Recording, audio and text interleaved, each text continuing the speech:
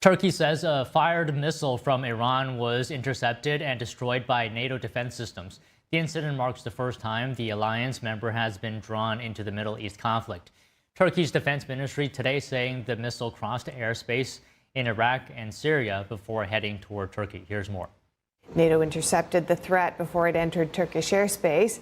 Debris that fell in southern Turkey was identified as part of the interceptor missile. Officials report no casualties or injuries. Turkey warned that it has the right to respond to any hostile act and urged all parties to avoid further escalation, adding it will continue discussions with NATO and allied partners. Defense Secretary Pete Hegseth says there was no sense that the incident would trigger Article 5, which has only been invoked once before after the 9/11 attacks. Article 5 states that an attack on one NATO member is an attack on all members. The U.S.-Israeli joint operation in the Middle East is continuing. Israel launching a new wave of strikes targeting Iran and Lebanon today. In a post on X, the IDF said it struck a major paramilitary of Iran's Revolutionary Guard. It also targeted internal security command centers in Tehran. The IDF said the sites were used by the Iranian regime to maintain control across the country. In Beirut, massive explosions shook the city this morning. The IDF urged people to evacuate Beirut's southern suburbs, saying Israel would strike Hezbollah targets in the area. Iran and the Lebanese terrorist group Hezbollah launched a combined attack on Israel today. Interception trails were seen over the Tel Aviv area and loud booms were heard. Iran has fired regular missiles and drones at Israel, though the most of the incoming fire has been intercepted. Meanwhile, American and Israeli forces say they're striking Iranian targets nonstop.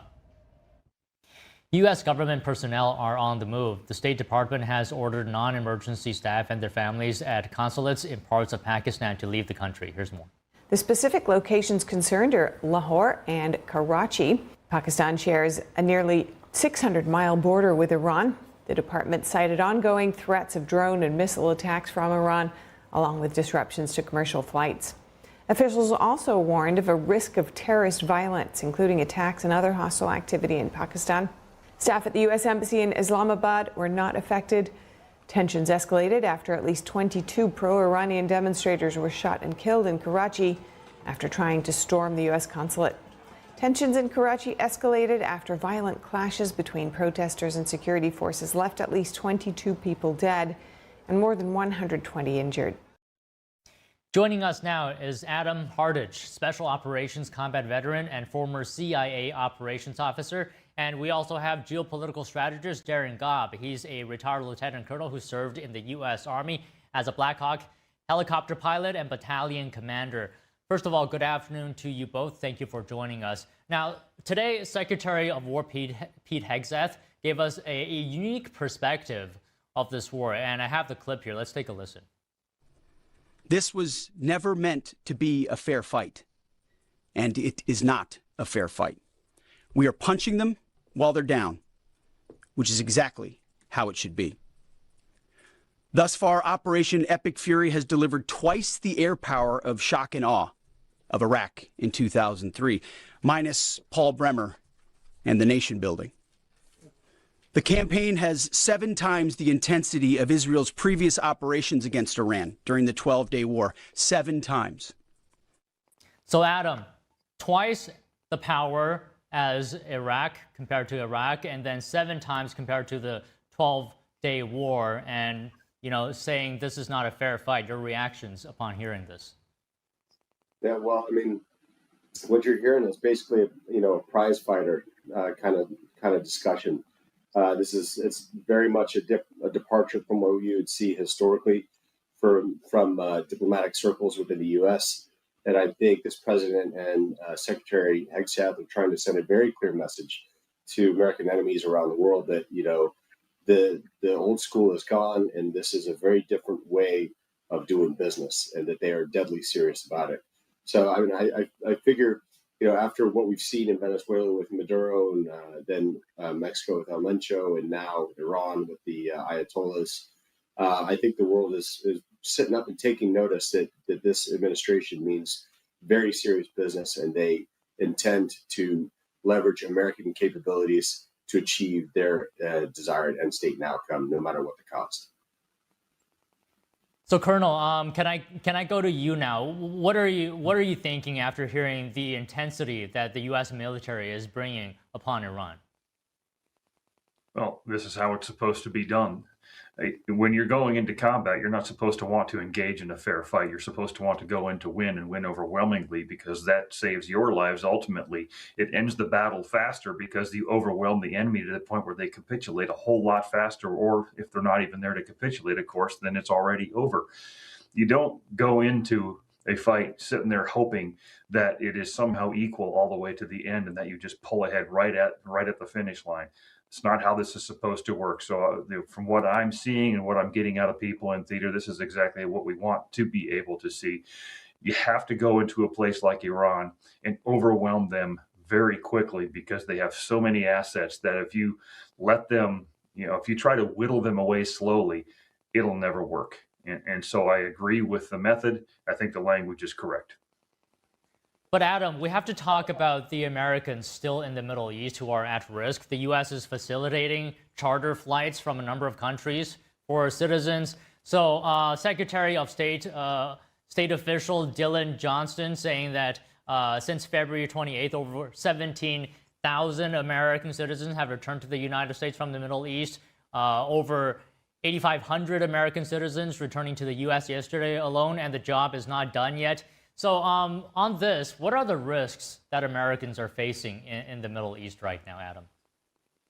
Sure. I would say probably the biggest risk is just, a casualty of being there, getting caught in the crossfire type thing. So you see this a lot. And frankly, there's been a lot of disruption to all the embassies across the region. So whether you're talking about Saudi Arabia, Iraq, Jordan, the list kind of goes on, and it's really become a situation where you have kind of multiple non-combatant evacuation operations on a small scale happening across the region. So there's obviously threats to U.S. service members, from remote attacks, especially nowadays. You've got drone warfare is becoming a major, probably the leading factor in battle.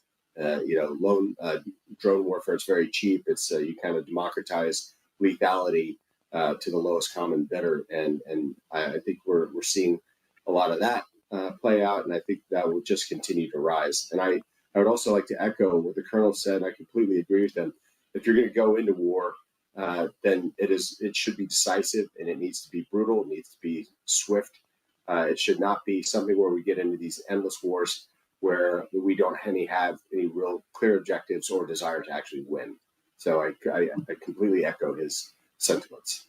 Right, and the administration is saying that this operation is ahead of schedule a number of times now. So, Colonel Gobb, a similar question to you on this topic. Some are asking whether the administration did enough to get Americans out of the region before this operation. So, just your overall comments here. What is the usual protocol, and was it followed?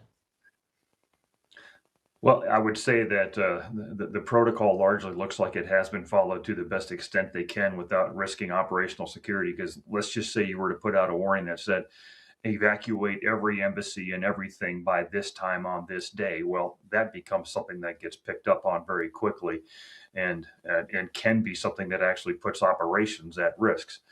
So, and also, by the way, Iran has expanded what they're doing beyond what some probably anticipated, and their willingness to launch missiles against targets all over the Middle East, out to Turkey, and potentially even going directly east towards, say a Pakistan or Afghanistan for their own reasons.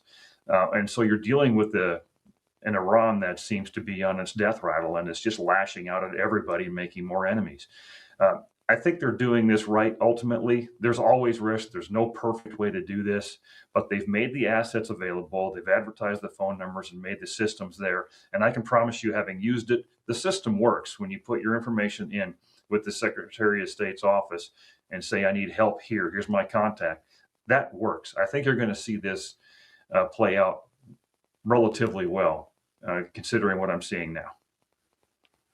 So, Adam, in addition to American citizens, there's also service members who are being impacted right now. Here's Hegzeth earlier today talking about this.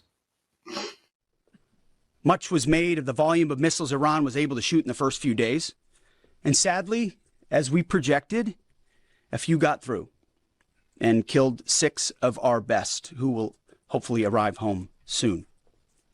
We will avenge them, no doubt. Adam, President Trump said a couple days ago casualties could rise. Your thoughts on this situation? Yeah, I mean, it's the profession of arms, and that very well in times of conflict, bullets go both ways. Is the old adage, and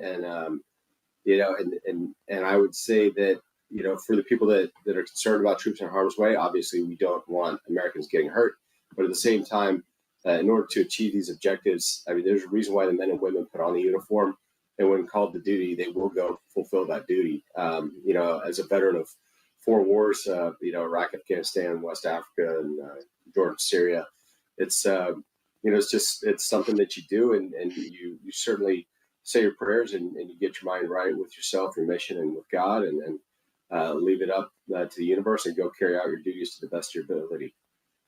And Colonel Gobb, anything you'd like to add to that? Now, Adam's right. Ultimately, you put on the uniform, you raise your hand, you accept the risk. You know what could happen. You certainly pray that it doesn't. But I would remind people, too, that this is going to play especially hard in the state of Iowa, where they already lost members of their state in the attacks in Syria. And it sounds like Adam and I have gone over many of the same pieces of terrain. We know the risks in the Middle East in general and in combat specifically. So pray for the best, but do your duty and stay focused on that.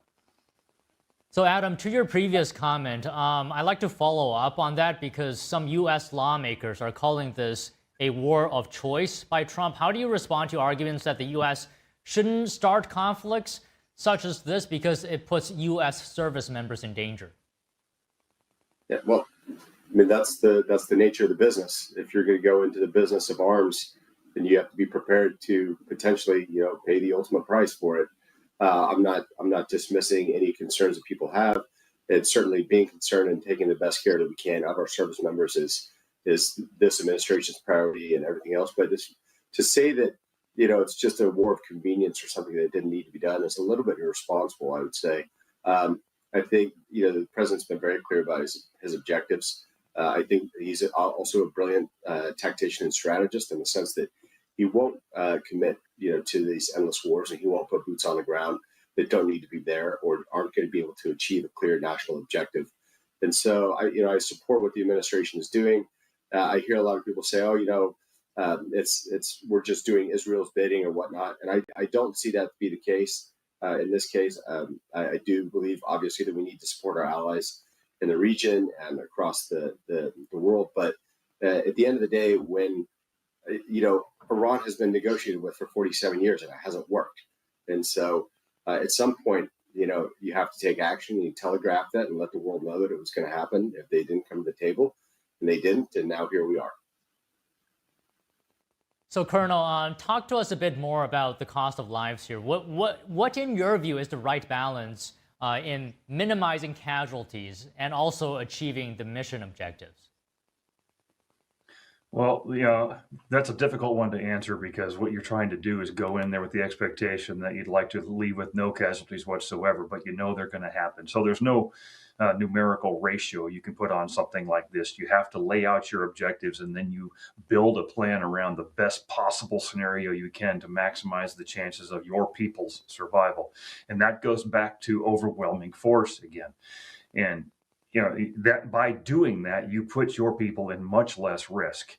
And to that question again about is this a war of choice? I would tell you, the number already came up that Adam mentioned. Iran's been at war with us for 47 years. We just have forgotten that we were supposed to be really kind of fighting back instead of constantly taking the punches.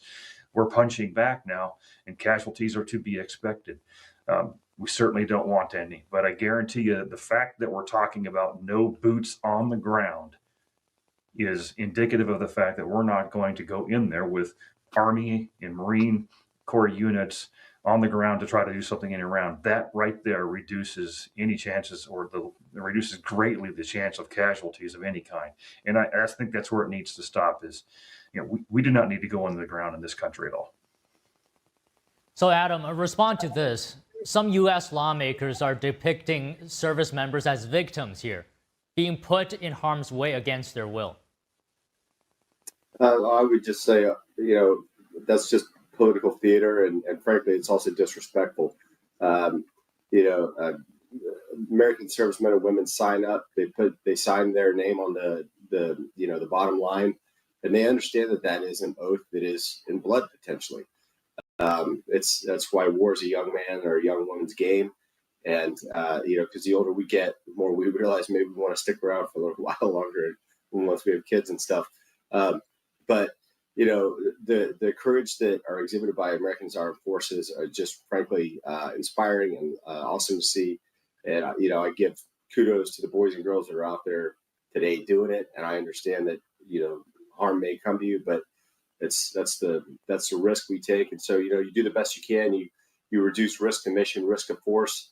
You come up with the best plan you can, and then when it comes down to it, you got to execute. So the best thing that we could ask for our lawmakers is for lawmakers to show a little gumption and support for the troops that are actually over there in harm's way doing their duty. So, Colonel Gobb, I started with Adam, so I want to end with you. How do we honor those who risk their lives in wars such as this? Hegseth today talked about avenging them, but in your view, how do we best honor these fallen U.S. service members? Well, leave the vengeance mission to the military. We'll take care of our own. I promise you that. For everybody else out there who thinks they never know what to do or if they can do enough for the sake of what the military has done for this nation and for people around the world, I would tell you just to live an honorable, peaceful life that makes that sacrifice worth it. Be a husband or a father or a parent of any kind, mom, whatever that is. Raise your kids well. Be a good spouse. Or be a good child, whatever that is. If you lead an honorable life, you will have made their sacrifice worthy and that's all it takes. Okay, terrific comments from both of you. Colonel Gobb, Adam, thank you so much for speaking with us. Thanks, Tom. Thank you. Appreciate your time. The Chinese regime has called for Iran, the U.S., and Israel to stop fighting